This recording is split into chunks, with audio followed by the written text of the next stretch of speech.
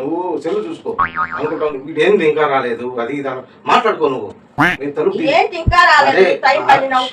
ఆ చంద్రగ్రహణం ఇది లోపల రమ్మన్నాను ముండా కొడుకు ఇంకా రాలేదు అనుకుంటా ఉండు. నేను తలుపు తీసిన తర్వాత నువ్వేమంటావు అంటే కాదండి మీకు న్యాయమేనా నేను ఎప్పుడు రమ్మన్నాను 6కు రమ్మన్నా ముండా కొడక ఇప్పుడు 12 టైం అది ఇప్పుడు నువ్వు అనుకుంటున్నావు ఎవరురా నువ్వు మాట్లాడు ఇంత టాలెంటెడ్ ఉన్నావు. రమ్మన్నాను అది పెద్దగా మాట్లాడు.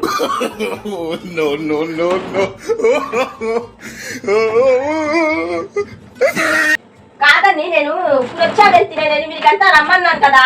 అరే టైం ఎంత అప్పుడు 12 ఈ టైంకి వస్తే ఎంత ఇప్పుడు ఏంటండి వెళ్ళిపోయేదా వెళ్ళిపోవద్దండి ఉన్నపాకండి పక్కన పట్టుకుని బయటకనమాట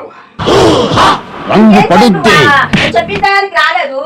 ఏ టైంకి రమ్మన్నావు నువ్వు 8కి రమ్మన్నా. 8కి నువ్వు రమ్మన్నావా 8 గంటలకు వస్తున్నా వచ్చేదారిలో అక్కడికో నా కళ్ళ ముందల్లా కుక్క దెబ్బ దగ్గర రక్తం పగిలి పడిపోయి ఉండదు.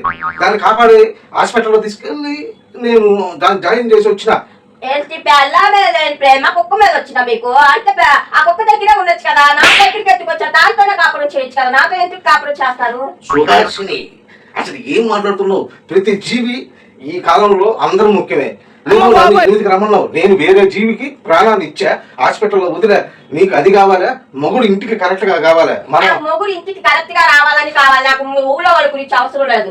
ఊళ్ళో వాళ్ళ గురించి కాదు నేను సమాజంలో ఒక జీవి కోసం ఆలోచించి అదంతా నాకు తెలియదు. ఒక ప్రాణాన్ని కాపాడాను నేను.